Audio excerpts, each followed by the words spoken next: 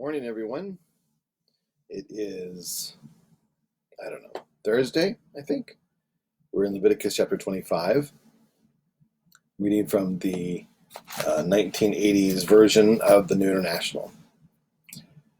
The Lord said to Moses on Mount Sinai, "Speak to the Israelites and say to them, when you enter the land I'm going to give you, the land itself must observe a Sabbath to the Lord. For 6 years sow your fields, and for 6 years prune your vineyards, and gather their crops. But in the 7th year the land is to have a Sabbath of rest, a Sabbath to the Lord. Do not sow your fields or prune your vineyards. Do not reap what grows of itself, or harvest the grapes of your untended vines. The land is to have a year of rest. Whatever the land yields during the Sabbath year will be food for you, for yourself, your manservant and maidservant, and the hired worker and temporary resident who lives among you, as well as for your livestock and the wild animals in your land. Whatever the land produces may be eaten. Count off 7 Sabbaths of years, 7 times 7 years. So the 7th Sabbaths of years amount to a period of 49 years. Then have the trumpet sounded everywhere on the 10th day of the 7th month, on the Day of Atonement. Sound the trumpet throughout the land. Consecrate the 50th year and proclaim liberty throughout the land to all its inhabitants. It shall be a jubilee for you. Each of you is to return to his family property, and each to his own clan. The 50th year shall be a jubilee for you.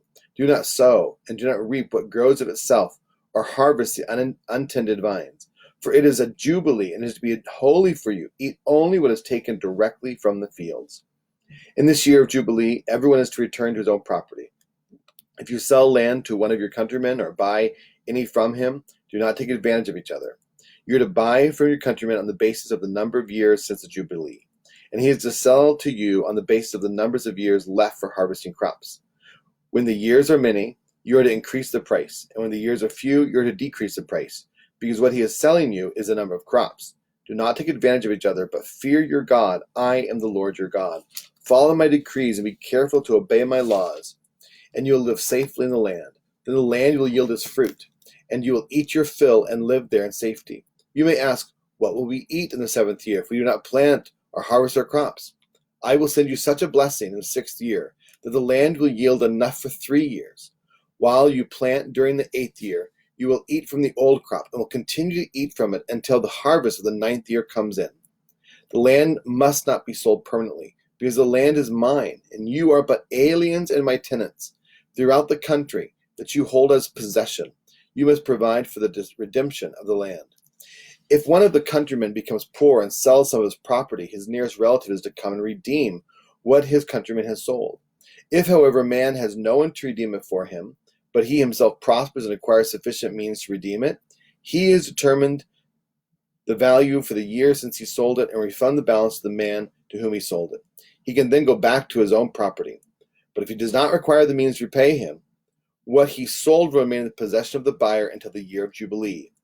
It will be returned to the Jubilee, and he can then go back to his property. If a man sells a house in a walled city, he retains the right to redemption a full year after its sale. During that time he may redeem it. If it is not redeemed before a full year has passed, the house in the walled city shall belong permanently to the buyer and his descendants. It is not to be returned in the Jubilee. But houses in the villages, without walls around them, are to be considered as open country. They can be redeemed, and they are to be returned in the Jubilee. The Levites always have the right to redeem their houses in the Levitical towns which they possess. So the property of the Levites is redeemable, that is, a household in any town they hold, and it is to be returned in the Jubilee, because the houses in the towns of the Levites are their property among the Israelites. But the pasture land belongs to the towns, must not be sold. It is their permanent possession. If one of your countrymen becomes poor and is unable to support himself among you, help him as you would an alien or a temporary resident, so he can continue to live among you. Do not take interest of any kind from him, but fear your God, so that your countrymen may continue to live among you. You must not lend him money or at interest, or sell him food at profit. I am the Lord your God, who brought you out of Egypt to give you the land of Canaan, and to be your God. If one of your countrymen becomes poor among you and sells himself to you, do not make him work as a slave. He is to be treated as a hired worker or a temporary resident among you. He is to work for you until the year of Jubilee. Then he and his children are to be released, and he will go back to his own clan and to the property of his forefathers, because the Israelites are my servants, whom I brought out of Egypt. They must not be sold as slaves. Do not rule over them ruthlessly, but fear your God. Your male and female slaves are to come from the nations around you. From them you may buy slaves. You may also buy some of the temporary residents living among you and members of their clans born in your country, and they will become your property. You can will them to your children as inherited property, and you can make them slaves for life. But you must not rule over your fellow Israelites ruthlessly. If an alien or a temporary resident among you becomes rich, and one of your countrymen becomes poor and sells himself to the alien living among you, or to a member of the alien's clan, he retains the right of redemption after he has sold himself. One of his relatives may redeem him. An uncle or a cousin or any blood relative in his clan may redeem him. Or if he prospers, he may redeem himself. He and his buyer are to count the time from the year he sold himself up to the year of Jubilee. The price for his release is to be based on the rate paid to pay for his redemption, a larger share of the price paid for him. If only a few years remain until the year of Jubilee, he is to compute that and pay for his redemption accordingly. He is to be treated as a man hired from year to year.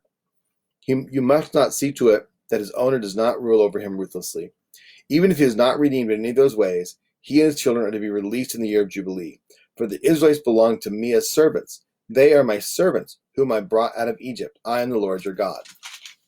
Good morning, everyone. Good morning, Stephanie and Deb. Good morning, Patty. Good morning, Chris. It's always on time. It's recorded at some point. Good morning, Anthony. Good morning, Vicky. Good morning, Margie. Good morning, Jeff. Good morning, Bill.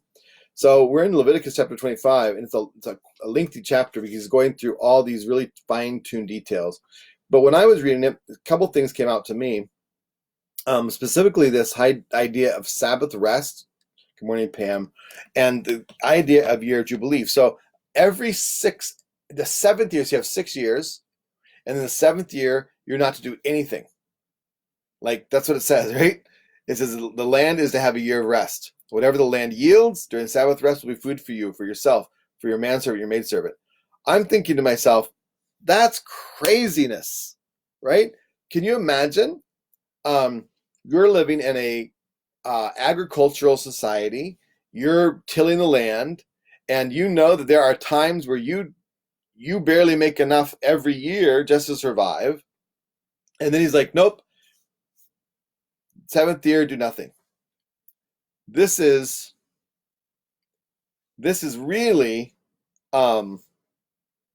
hard for me to imagine. And what he's doing, he's asking the people to trust him.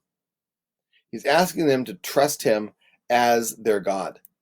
And then he says, after 7 sevens, the 50th year, they're to do the same thing. And he knows that they're going to ask this question.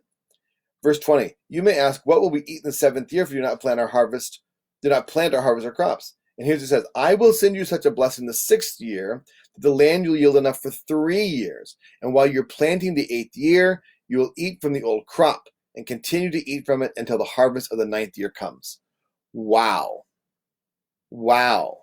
So they had to realize that in that 6th year, all that abundance of theirs was having to be managed for the next 2, right? So that'd be the next 3 years. So they would eat from it on the 7th year, they'd eat from it on the 8th year, and they had to have enough seed to plant, right, for the 8th year, and then plant and have it ready to eat for the 9th year. So this is really, really hard. I can't imagine. And here we are in a pandemic.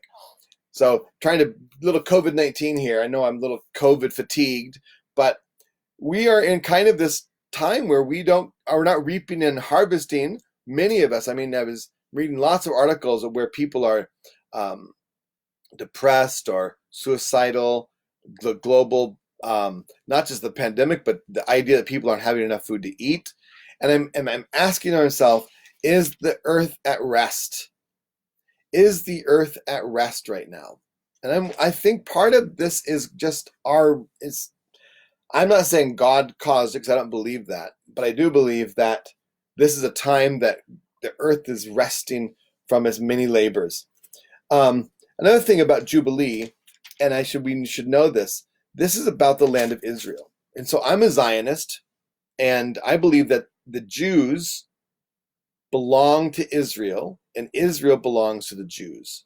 And there's a covenant with God's people and the land. So when we read some of these texts, we're like, well, this isn't making sense. Well, it doesn't make sense to you, maybe an American farmer, but it makes sense to the covenant that God made with the people of Israel, the Jewish people, and the land of Canaan, the land of Israel. And so there's this covenant. And part of this covenant is, if this is God's land, and he's just letting the Israelite people stay on that land because he's given it to them, but not as their possession, right? He said it, you must, I think he said, you're to treat it as if you're the alien, and you're just there it is, verse 23. The land must not be sold permanently because the land is mine, and you're but aliens and my tenants. So again, it's this idea of everything they hold is like sand. And I think what we've done, and here's the big principles for me on some of this, is that we have such hold on to these earthly things that we don't trust God. And I know this is for me. This is my, oh gosh, what am I holding on to that I need to give to the Lord? What do I need to hold on to as sand, right? And look at the things he's talking about. Your work, your economy, your land, your home. Those are the things he's saying, don't hold on tightly to them. They're not yours. They're mine. That's what the Lord is saying in this passage. They're mine. And I think it's a tough passage for me to read, actually, because it's challenging me to stay committed to him and trust him and not my resources. Trust him and not my work. Trust him and not my talents. I'm obviously a bus driver, right? I'm a talented bus driver. Yes, Anthony, they're all idols, right? Anything that we set above God becomes an idol. And we begin to trust those things, and we trust in those things rather than just trusting in God. And we hold on to them as if they're ours, right? That's the stunning part. They're not yours. Now, I get it, right? Some of the things he said, oh, that's your house. You can go back to your house. There's all these rules about the year of Jubilee. I think that's interesting. And then, of course, this other part is really interesting. So verse 25, if one of your countrymen becomes poor and sells one of his properties, his nearest relative is to come and redeem what his countryman has sold. If, however, a man has no one to redeem it for him, but he prospers and acquires efficient. So he talks about this person who's called a redeemer. And remember, that should have brought into your mind the book of Ruth, because in Ruth, they came back and there was some property, right? And Ruth happens around the time of Judges, by the way. Joshua, Judges, Ruth. That's why it follows the book of Judges, because that book happens right around the same time.